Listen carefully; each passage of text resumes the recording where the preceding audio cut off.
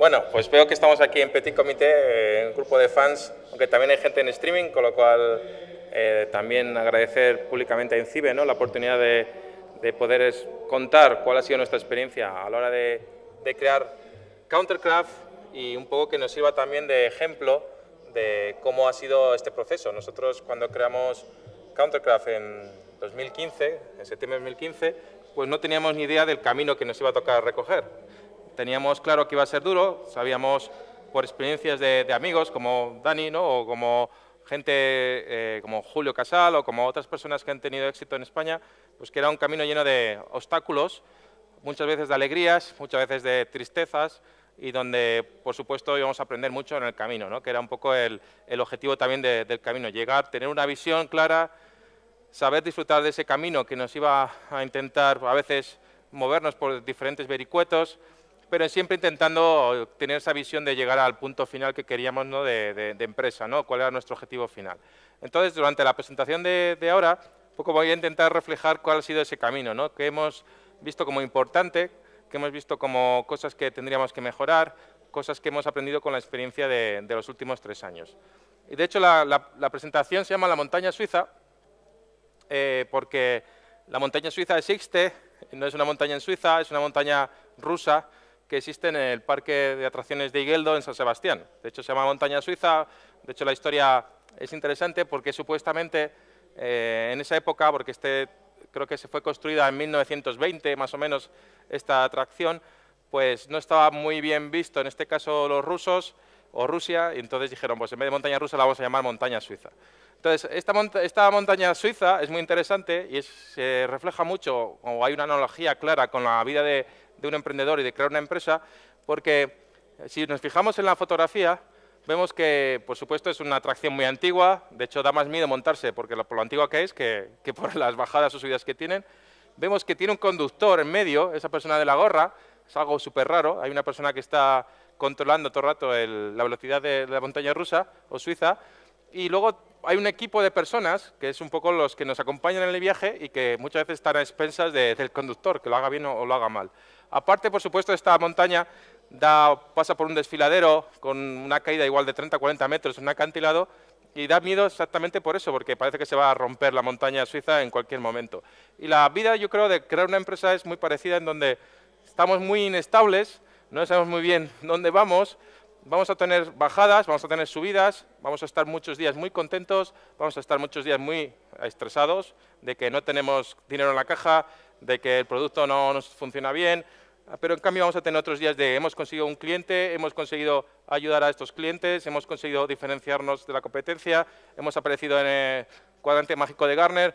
Es decir, es un continuo subidas y bajadas de experiencias y que muchas veces nos lleva un poco a la extenuación, ¿no? Y de hecho la montaña suiza es un poco así. De hecho, si vemos un poco cómo es esto es una cámara en la propia montaña suiza, vemos al hombre conductor que está ahí, pues lo que comentaba al principio, vamos ahí, no sabemos muy bien cómo vamos, y de repente tenemos un subidón un bajadón de alegría, ¿no?, de decir, joder, qué bien, hemos firmado un cliente. Luego subimos, ¡buah!, pero resulta que ese cliente no nos va a pagar hasta dentro de un año. A ver qué hacemos, cómo buscamos financiación. De repente tenemos otra bajada donde todos disfrutamos de, joder, hemos podido cerrar una RFP muy importante con un gran cliente. O hemos aparecido, Gartner nos ha mencionado en su primer informe. Pues es continuamente subir y bajar, pero luego al día siguiente, pues mira, el inversor que nos iba a invertir en nuestra idea ha dicho que no se la cree, que esto es muy difícil, el mundo de la ciberseguridad, que mejor se va a dedicar a invertir en el siguiente Wallapop, ¿no?, que también muchas veces ocurre. Entonces, continuamente vemos, incluso cuando vamos por ese acantilado, que si nos caemos, ya veis que la seguridad no es muy interesante, hay una cadenilla ahí que te guarda de los laterales, pues incluso en esta, que es la bajada principal, donde parece que te vas a romper la cabeza, realmente es continuamente así. Es decir, tenemos unos subidones y unas bajadas yo diría, de hormonas y de adrenalina continua. Día a día, incluso en el propio día, tenemos días buenos o mañanas buenas, tardes buenas, y la gente que al final que nos comenta las cosas que están ocurriendo nos pueden dar una buena noticia, pero luego hay una mala noticia, luego nos dan otra que es buena, luego 2 malas. Continuamente estamos recibiendo este tipo de adrenalina de subidas y bajadas, ¿no?, que es lo que realmente nos ocurre cuando estamos en el día a día de crear una empresa. Entonces, aparte de ello, siempre tenemos que tener una clara visión de dónde queremos ir.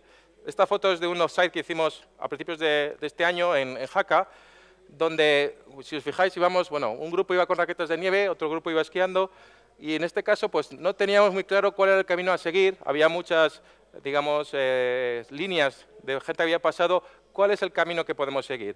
Y eso es lo que nos ocurre también en el día a día. Nosotros tenemos una visión, queremos ser, por ejemplo, líderes en nuestro caso en contrainteligencia mundial, competir de tú a tú con todos los grandes competidores que tenemos. Entonces, esa visión la podemos tener bien clara, pero en el camino muchas veces nos vamos separando. Puede que sea, pues mira, este partner nos ha dicho que, joder, si nos dedicamos al tema de formación, vamos a tener mucho éxito. O si hacemos un producto para pymes, vamos a petarlo. O si de repente, en vez de hacer producto, vamos a hacer servicios, que podemos hacerlo. Es decir, en el camino nos encontramos muchas decisiones continuamente, en el día a día.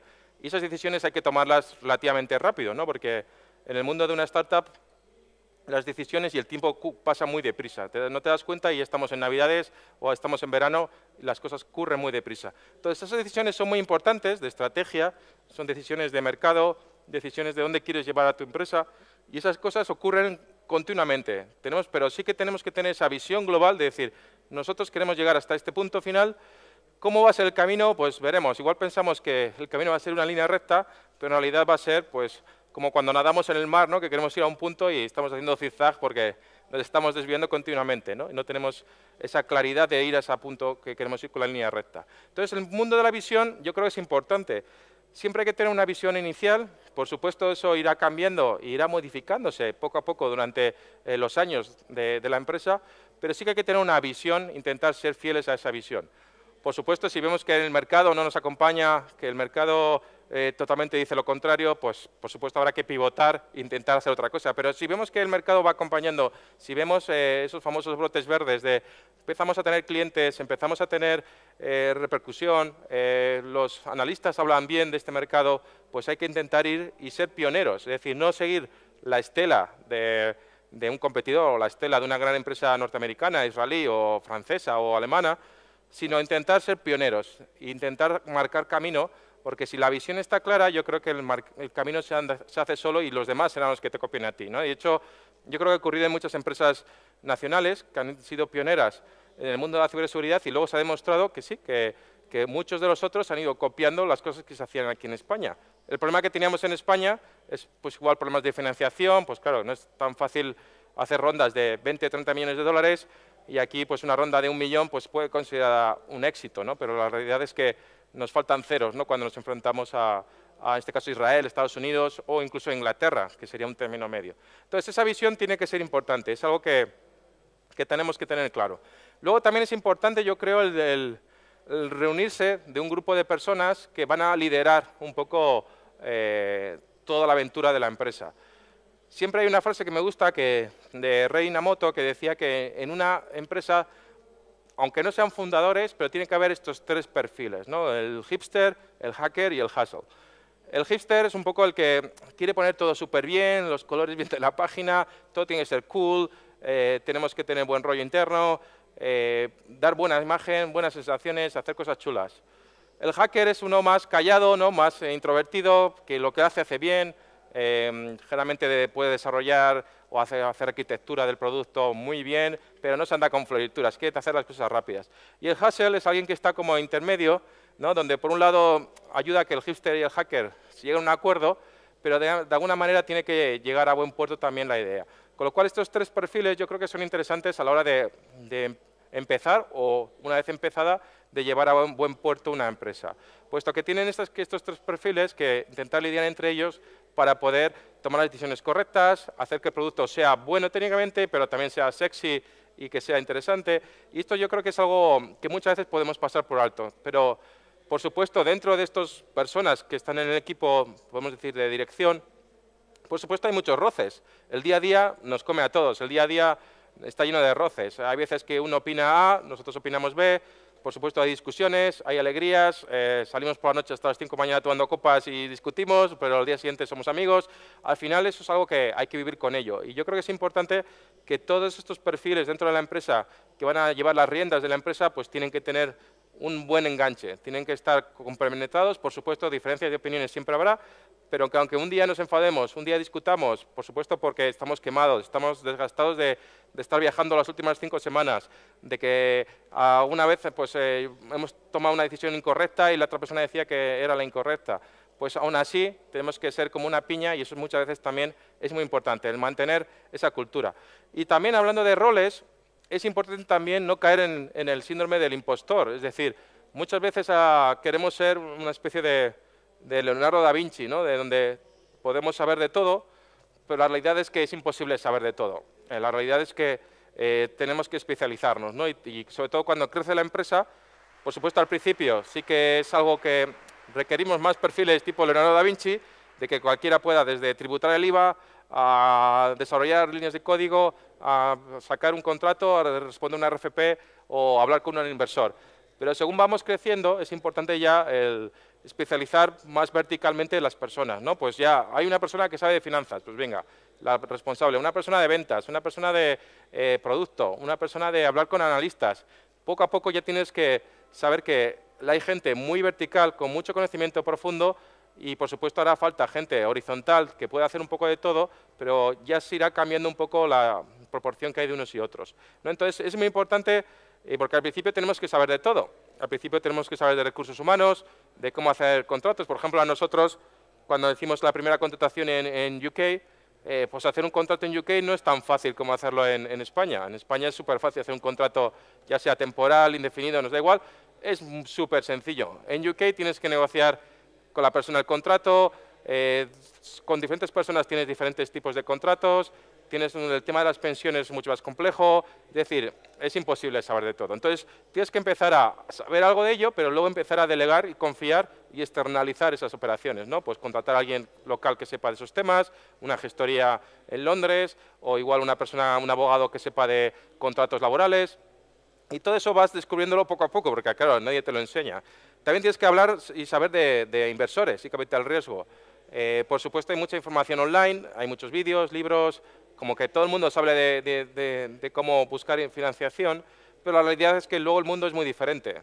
Los inversores también son personas, tienen sus presiones, tienen sus jefes, tienen sus propios inversores, ¿no?, que invierten en el fondo, tienen igual otros objetivos diferentes a los nuestros y aunque todos queramos que el camino sea exitoso para todos, pues lo vemos de diferentes prismas, ¿no? Y eso también hay que saberlo, ¿no? Y saber cómo poder hablar el mismo idioma de esas personas, ¿no? Que igual hablan de KPIs, igual hablan de estrategia, pero no lo mismo lenguaje que cuando hablamos nosotros de estrategia, ¿no? Y eso es importante saberlo. Tenemos que saber también de cosas financieras, ¿no? Por ejemplo, de qué es la cosa rara que hay en España de activación de I+D, ¿no? Pues qué consiste y por qué puedo usarla y por qué en otros países me miran mal si lo uso. O qué es el crédito fiscal, o qué es la amortización, ¿no? Cosas sencillas y básicas, pero que, sobre todo, por ejemplo, a mí, que yo venía del mundo técnico, pues sabía que existían esas cosas, pero tenía un conocimiento muy limitado de ello. Ventas, por supuesto, muy importante, y antes en el panel anterior, ¿no?, Mauro lo comentaba, ¿no?, que las ventas es súper importante. De hecho, yo antes, digamos, no es que despreciara, pero no veía muy bien a veces al mundo comercial, pero ahora me doy cuenta del valor que tiene, ¿no? Porque por muy producto que tengas, un buen producto, excelente producto, si no consigues venderlo, pues no sirve para nada. Entonces, el mundo comercial también es una parte, un pilar fundamental, ¿no?, de la empresa. Entonces, también cómo montarlo al principio, cómo organizarlo, yo creo es fundamental. Estrategia de producto, cómo hablar con analistas, cómo hablar con Forrester, cómo hablar con Gartner, cómo hablar con 451, es decir, cómo poder trasladar tu mensaje, que ellos te vean bien y luego lo reflejen en sus informes. Pues también es todo un arte, ¿no? Hay que saber cómo entrar a estas personas o cómo presentarte en las ferias. Es decir, al final hay un montón de temas que cuando creamos la empresa ni las pensamos de lejos, sabemos que bueno, ya nos tocará enfrentarnos a ellos en el futuro, pero sí que es interesante empezar a ver o empezar a delegar o contar con personas que nos van a apoyar en toda esa parte, ¿no?, que es una parte muy, muy importante de poder hacerlo. También desde el principio, yo creo que es algo que antes no ocurría, ahora ya sí que ocurre en España, tener ambición global desde el minuto cero. Antes muchas veces cuando creábamos una empresa decíamos, queremos ser la mejor empresa española de, yo qué sé, de Red Team o de Pentesters o del mejor SIEM español o el mejor herramienta de forense española.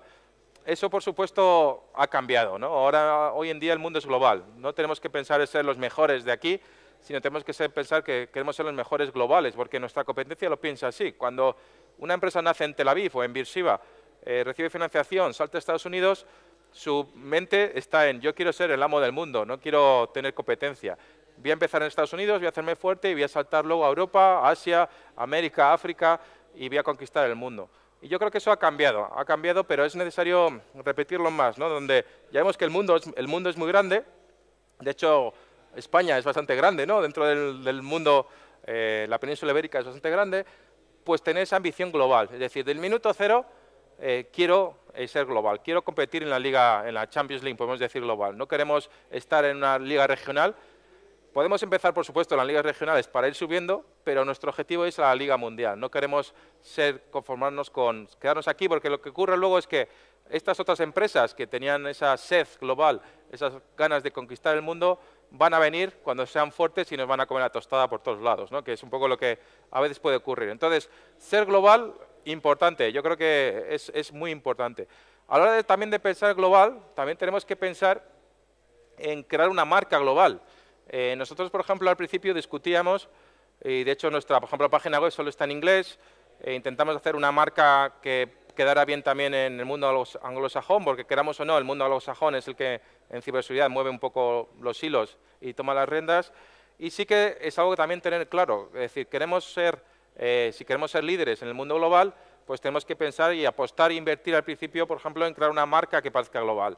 Entonces, eso, por ejemplo, aquí aparecemos al principio de crear la empresa, esto sería como en los primeros 2 o 3 meses, pues contratamos una empresa de marca que nos ayudara a crear la marca y con los atributos que queríamos, ¿no? Queríamos unos atributos especiales, queríamos, por supuesto, parecer europeos, porque es la parte de nuestra diferenciación, porque al final competíamos con empresas israelíes norteamericanas, entonces queríamos ser europeos, tenía que quedar patente de alguna forma que éramos europeos, pero además queríamos dar una imagen diferente, no queríamos, por ejemplo, ser la típica web con una persona en su capucha, un hacker ahí chungo con un teclado, sino quitar toda esa imagen de seguridad y hacer una imagen más limpia, ¿no? Más editorial, más incluso tipo Apple, ¿no? Además, olvidarnos de todos los negros y colores negros, colores oscuros, gente en capuchas, tanques, metralletas, que yo creo que eso también hace un poco de daño quizás al mundo de la seguridad. Entonces decidimos romper con todo, ¿no? Queríamos una imagen más limpia, más fina, como de incluso de prestigio, ¿no? Entonces eso también son cosas que tenemos que plantearnos al principio. ¿Qué imagen queremos dar o qué atributos queremos que cuando alguien vea, en este caso nuestra empresa Countercraft, qué atributos un poco le inspira, ¿no? Ya sea por la imagen, ya sea por los mensajes que sacamos, ya sea por las entrevistas, lo que ponemos en el blog, en Twitter, etcétera, pues también es importante pensarlo desde el principio. Yo creo que es una función muy principal. Y luego también cuando montamos una empresa tenemos que pensar lo de qué es primero, el huevo o la gallina, porque cuando creamos una empresa tenemos una bifurcación. Queremos ser una empresa de servicios, una de productos, una mixta, producto-servicio. De hecho, aquí, ¿no?, en España tenemos de todos los ejemplos, de producto-servicio, producto-servicio. Entonces, es una decisión importante. En nuestro caso, queríamos ser una empresa de producto, porque veíamos que si queríamos ser a nivel global, si conseguíamos pues llegar a un producto potente, era muy fácil luego escalar a nivel global. En cambio, a nivel de servicios, pues es un poco más lento, ¿no? Entonces, el problema que teníamos del huevo a la gallina es decir, vale, para crear un producto necesitamos gente, necesitamos desarrolladores, pero para eso necesitamos financiación, necesitamos poder pagarles sus salarios. Y para ello, claro, no tenemos ingresos de servicios que estemos empezando a hacer. Entonces, ahí fue una decisión importante de decir, oye, mira, pues de hecho nos llegaron muchas peticiones de hacer Red Team, Pentesting, Forenses, temas de Threat Intelligence, y a todos ellos les decíamos, no, no queremos meternos en ello, gracias por la invitación, pero queremos centrarnos en el tema de crear un producto. Entonces, por eso era el problema del huevo y la gallina. Para hacer ese producto necesitamos financiación, necesitamos dinero. Y eso también es costoso, porque al final no es como hablábamos en Israel o en Estados Unidos, donde 3 personas con un PowerPoint casi, ¿no?, pues te regalan, o digamos te regalan. Es fácil llegar a lograr inversores que inviertan 5 o 10 millones de dólares casi con un PowerPoint. Eso aquí, por desgracia, en España no existe, ¿no? Y en Europa tampoco, yo casi diría. Quizás con alguna diferencia en algún país. Y entonces eso es un problema también de buscar a tu pareja de baile, porque al final los inversores son tu pareja de baile, porque al final, por supuesto, quieren que tú llegues a buen puerto, ellos invierten en tu empresa para que tengamos éxito, pero también, claro, tenemos que jugar con ellos, tenemos que bailar con ellos y son compañeros de viaje que vamos a estar varios años con ellos, ¿no? Con lo cual es importante elegir bien a con quién queremos bailar. Y eso ocurre mucho, y de hecho nos ocurrió a nosotros, que al principio es como que vamos a un baile, pedimos bailar a un montón de gente y todo el mundo nos rechaza. No, pues no queremos, es una idea muy buena, pero esto es muy difícil, nosotros sabemos muy poco de ciberseguridad, con lo cual va a ser mejor que no. O nosotros solo invertimos en B2C, y vosotros vais a B2B, B2B es muy complejo para nosotros. O solo invertimos en vosotros si estáis en Estados Unidos, y seguís con la empresa aquí, no nos interesa. Entonces, al principio recibimos un montón de rechazos. Cuando digo un montón, pues igual fueron 20 o 25 rechazos de fondos de inversión. ¿Cuál es la diferencia? Que una vez que consigues que una persona baile contigo, no que un inversor dijera, joder, pues mira, yo me creo lo que decís, vamos a apostar por vosotros. Pues una vez que consigues, cambia totalmente la foto. De hecho, de esas personas que antes te rechazaban, te empiezan a llamar para decir, oye, si esta persona ha dicho que quiere confiar en vosotros, yo quiero estar, porque me fío de ellos, que tienen un track record muy interesante, ¿no? En este caso fue Adara ha apostado por nosotros, y una vez que Adara dijo, yo apuesto por vosotros, ya conocéis a Adara, ¿no? Ahora tiene mucho éxito por el tema de Elinvolt, ¿no? El mayor caso de éxito, yo diría, español de empresa de ciberseguridad. Pues Adara tiene fama de que invierte bien en temas de ciberseguridad. Pues una vez que conseguimos que Adara invirtiera en nosotros, pues ya cambió totalmente la imagen. Todo el mundo quería invertir en nuestra ronda. Y eso al final, claro, nosotros al principio quedamos sorprendidos de, joder, si hace 3 meses me dijiste que no, ¿por qué ahora sí? Pero luego, claro, luego lo entiendes, te pones en su papel y dices, claro, yo no sé nada de ciberseguridad, ¿cómo sé que lo que me cuentan estas personas es verdad? Pero si un fondo o alguien que tiene fama de saber del tema invierte, joder, pues yo creo que entonces puede ser interesante, ¿no? Porque ya nos dimos cuenta que, por ejemplo, en España, en Europa, bueno, en el mundo en general, hay mucho dinero para invertir, están buscando proyectos todos como locos, todos los fondos de inversión, que hay miles, buscando proyectos como locos, pero cuesta luego encontrar ese match, ¿no? Y cuesta sobre todo al principio. Claro, una vez que empiezas a andar, ya tienes beneficios, ya tienes clientes, ya tienes ingresos interesantes, ya, bueno, es mucho más fácil conseguir, ¿no? esa financiación. Pero al principio, que no tienes más que igual una maqueta, un prototipo, 0 clientes, 0 ingresos, y somos 3 locos intentando hacer algo, pues más tienen que confiar al equipo, tienen que confiar más un poco al mercado, y es un poco más riesgo, por supuesto. Pero eso es importante, el buscar tu pareja de baile que te permita, y por supuesto, ayudarte a crecer durante los próximos 5 o 10 años. Porque estas parejas de baile, por ejemplo, del mundo de la inversión, por supuesto te van a ayudar financieramente, porque te dan dinero, pero también te tienen que ayudar pues, buscando clientes, buscando acuerdos, presentando a gente interesante. Es decir, no solo es un aporte puramente económico, ¿no? Y lo hablaban en otro panel, tiene que ser un aporte con algo más. Luego, por supuesto, el equipo. El equipo es fundamental. Rodearte de gente pues que inicialmente que tú creas que te puede aportar y, por supuesto, siempre que sean mejores de lo que eres tú, ¿no? Y que puedan aportar en cosas que tú no superas. De hecho, existe también, y es difícil encontrar gente para las empresas porque hay muchas demandas, ¿no? En el mundo de la ciberseguridad yo diría que apenas hay paro, todo el mundo está demandado y la gente cambia de trabajo fácilmente porque continuamente están pidiendo perfiles. También ocurre en el mundo de las startups. ¿Tú cómo vas a traer a alguien que venga a un proyecto con un montón de riesgo de que puede quebrar el próximos 6 meses y que vas a trabajar mucho más que si trabajaras en una empresa, digamos, al uso? Porque vamos a trabajar un montón de horas, días, noches, con un montón de presión y cambios, digamos, de rumbo. Pues es difícil, ¿no? Es difícil atraer a esas personas. También tienes que hacer que sea lo más atractivo posible para esas personas. Y para ello nosotros lo que intentamos hacer es conseguir una especie de, aunque suena un poco feo lo de Zidanes y Pavones, pero algo es de ese estilo, ¿no? Donde hemos traído gente con mucha experiencia, donde es gente que pues, son de 40 años, 40 y pico, 30 y muchos, y luego también hemos contratado mucha gente de 20, 20 y pico, etcétera. De hecho, en el medio no tenemos mucha gente, casi todos son de 20 y pico o de 30 y muchos, y buscando esa dualidad de gente con mucha experiencia y gente que entra con muchas ganas. Y eso creo que puede ser una buena combinación, ¿no? Porque ellos aportan, unos la experiencia y otros aportan también las ganas de hacer cosas e incluso visiones diferentes de cómo hacer las cosas, ¿no? De hecho, hemos tenido muchas sorpresas muy buenas de gente que era su primer trabajo con 22, 23 años y vienen con unas capacidades y unas ideas brutales, ¿no? Que nos han hecho cambiar muchas veces cómo hacer las cosas. Entonces, el equipo es importante, es difícil. De hecho, nosotros, en nuestro caso, hemos tenido que contratar gente por diferentes partes, porque en San Sebastián era difícil encontrar mucha gente, entonces tenemos gente en Madrid, tenemos gente en Pamplona, en Sevilla, en Inglaterra, en Estados Unidos, porque al final es muy difícil encontrar los perfiles que tú quieres. Entonces yo creo que eso irá cambiando cada vez más. Hoy en día estar distribuido es algo normal para las empresas. Pero también es importante hacer que ese equipo, al estar distribuido, tenga mucha piña, ¿no? Y por eso nosotros intentamos hacer varios eventos al año donde juntamos a todos durante una semana, hacemos formaciones, charlas y luego hacemos, por supuesto, actividades de ocio. Este fue en otoño donde fuimos a una bodega y hicimos karts, hacemos luego el de la nieve, es decir, intentamos que también a la gente que está en... Ahora, por ejemplo, tenemos una persona en Albacete que ha entrado nueva, pues que la persona de Albacete tenga confianza con la persona que está en Londres o con la persona que está en Sevilla. Es importante también crear esa capacidades, ¿no?, de que al final somos un equipo pequeño, a todos nos va a tocar hacer de todo, pero hay que remar y tenemos que confiar unos en otros. Entonces, estos ejercicios yo creo que es muy importante.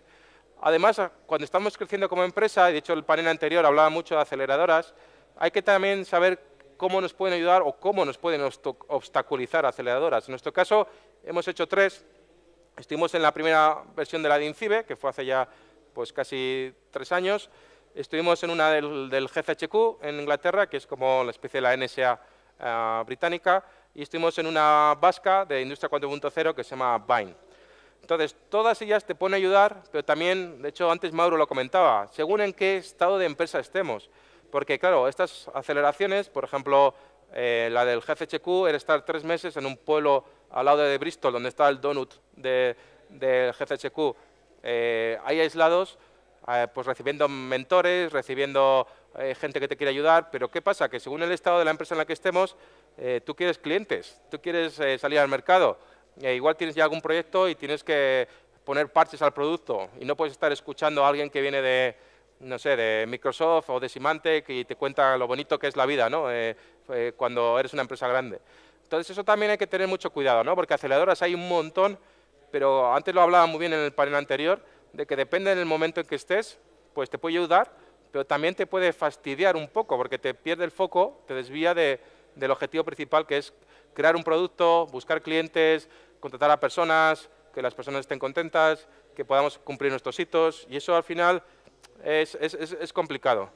Y por ello tenemos que buscar lo que hablábamos, los compañeros de viaje adecuados. Hemos hablado de equipo, hemos hablado de inversores, pero también, por ejemplo, partners. Nosotros hemos tenido también bastante movimientos en buscar esos partners que te van a ayudar, sobre todo al principio, y luego cuando ya tienes un producto estable y que puedes un producto que puedes escalar rápidamente, pues escalar en países en los que no tendríamos llegada, porque nosotros al principio vendíamos de forma directa, pues los fundadores éramos los que íbamos a vender, los que intentar pues conseguir clientes, pero claro, eso no escala, ¿no? Si queremos vender en Jamaica, en Holanda, en Abu Dhabi o en Reino Unido, necesitamos ya tener o gente allí, cosa que es imposible tener un equipo comercial, imaginaos, de 100, 150 personas al principio por el coste salarial, pero sí que podemos apoyarnos en partners que puedan trabajar con nosotros y que al final es un camino que vamos con ellos de la mano para que ambos ganemos, ¿no? Ellos puedan ganar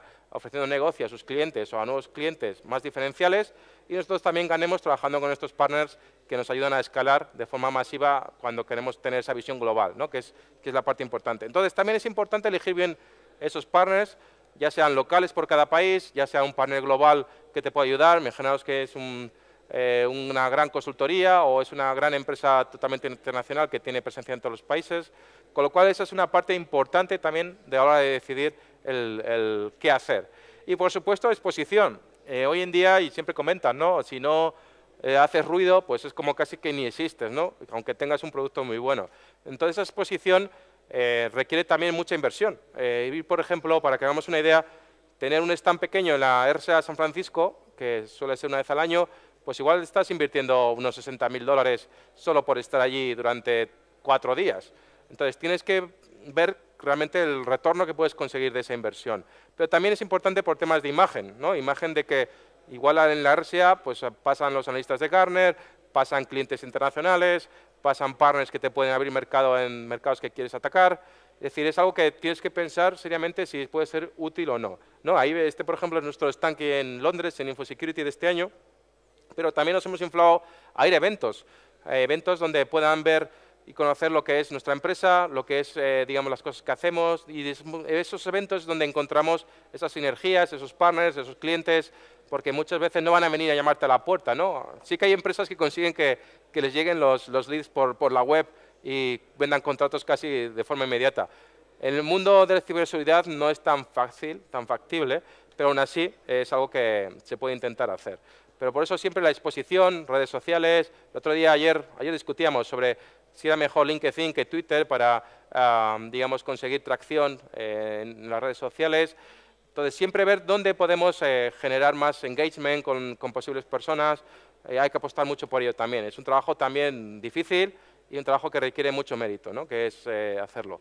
Y ya por último, un tema también que yo al principio no le daba mucha importancia, pero que veo que es fundamental, el tema de cómo tener unos indicadores que puedan medir cuál es el progreso de la empresa.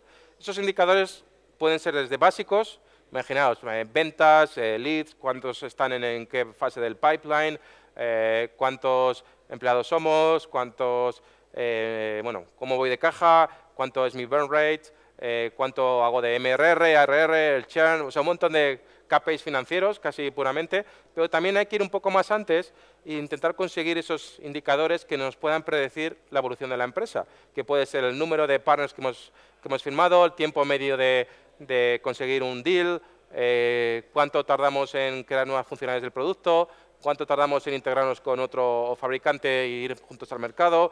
Es decir, intentar modelar muchas cosas que al final esos indicadores nos van a poder ayudar para decir, oye, pues mira, creo que esto va bien, el año que viene lo vamos a petar porque vamos súper bien. O al revés, no, esto pinta muy mal, tenemos que cambiar rápido porque si no, el año que viene no vamos a hacer nada.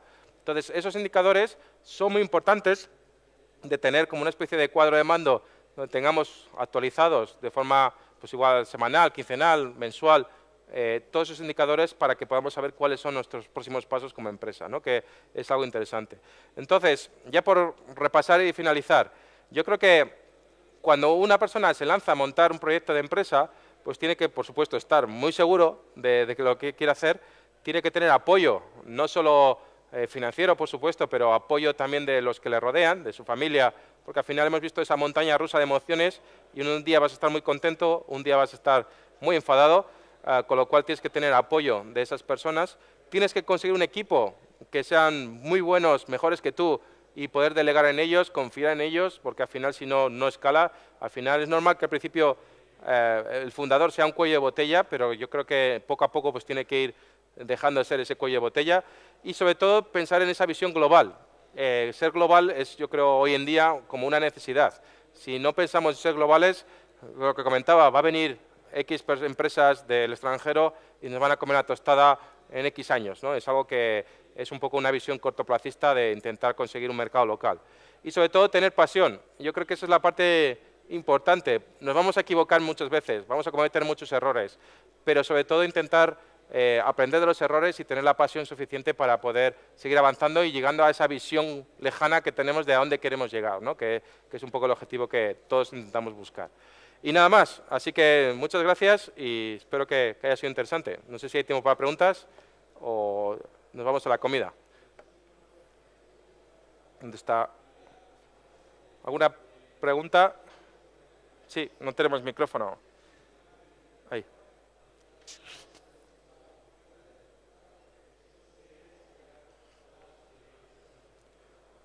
Hola.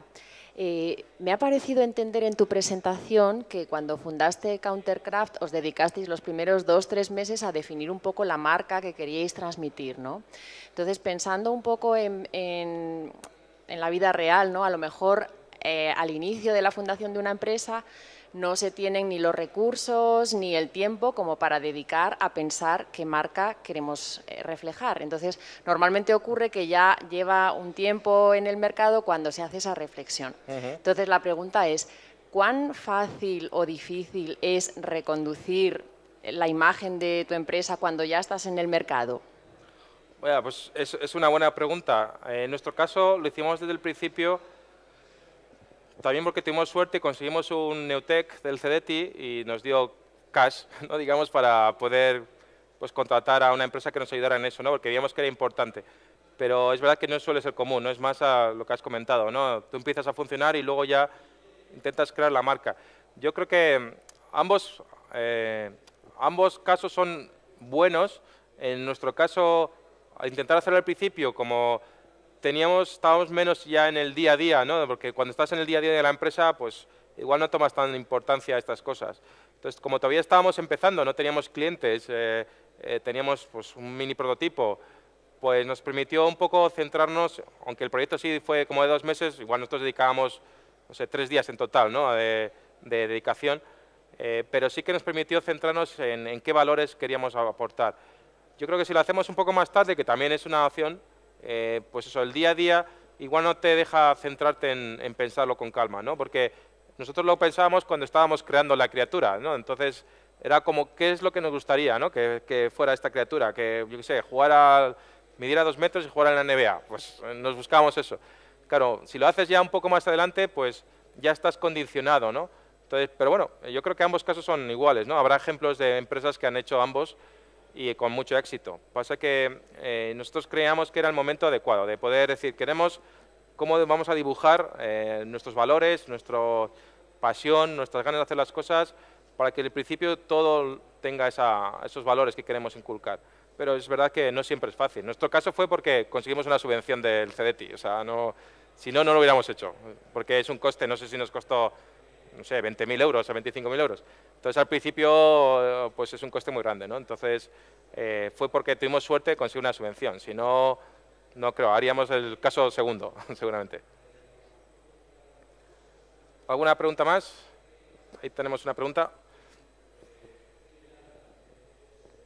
Hola, David. Me voy a aprovechar y te voy a pedir que me adivines el futuro.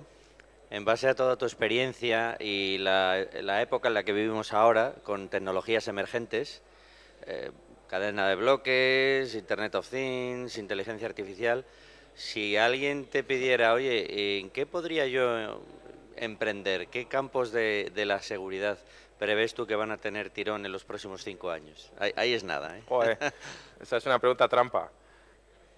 Pues, hombre, yo creo que también hoy en día vivimos en una sociedad con mucho ruido, ¿no? Y muchos palabras, digamos, continuamente, ¿no? Hoy en día, en cualquier pitch de inversores, si no mencionas blockchain y machine learning, como que no eres nadie, ¿no? Tienes que meterlo como sea, ¿no? Meter ahí machine learning o blockchain. De hecho, hay muchas empresas que lo meten y consiguen más tracción casi que sin mencionar esa palabra. Entonces, yo creo que también ahora estamos en una época un poco complicada. Ha habido una burbuja muy grande, ¿no? Lo hablábamos el lunes en la radio, de inversiones en el mundo de la ciberseguridad, donde hay muchas empresas infladas artificialmente con inversiones que ni siquiera están en beneficios, están continuamente en pérdidas, simplemente porque, bueno, no quieren dejarlas caer, pero que no tienen una visión clara de hacia dónde va, ¿no? Digamos, las necesidades de los próximos 5 años, ¿no? Entonces, yo creo que sí que es cierto que la ciberseguridad vemos que es algo totalmente horizontal, ¿no? Y sí que vemos que cada vez hay más necesidad. Entonces, ¿dónde veo yo que habría que apostar? Pues apostaría más por el tema no de la visión clásica de ciberseguridad, sino más de cómo podemos predecir los siguientes ataques, las siguientes cosas, ¿no? Que vayan a ocurrir, ya sean en coches autónomos, ya sean en smart cities, ya sean en nuestras casas que estarán conectadas por todos lados. Es decir, no pensar más en detectar o poner barreras de seguridad, que esa es la visión clásica, sino en base a qué indicadores podemos predecir cosas, ¿no? Que vayan a ocurrir. Y yo creo que ahí es donde hay muchas capacidades de investigación, es donde yo me metería. No sé si es usando machine learning, si usando blockchain, si usando deep learning, si usando cualquier palabra que vaya saliendo, pero a ver cómo podemos predecir, sobre todo, por ejemplo, bueno, aquí está David Mayoral, que con la empresa de robótica, donde vemos que los robots van a tener, por ejemplo, una parte importante. Y su empresa, por ejemplo, me parece muy interesante en el sentido de que se lanza en el tema de seguridad en robots, que es algo que nos va a rodear, ¿no? No hay más que ver los vídeos que vemos, ¿no? De cómo los robots ya hacen de todo. Entonces, es algo que yo creo apostaría por ello, apostaría por las nuevas cosas, pero olvidándonos de todo este ruido de machine learning, blockchain, que yo creo también nos está causando un poco de disfunción a veces. Vale, pues yo creo que nos tenemos que ir a comer. O sea que muchas gracias y nada, un placer y estaré por aquí si tenéis cualquier duda. Muchas gracias.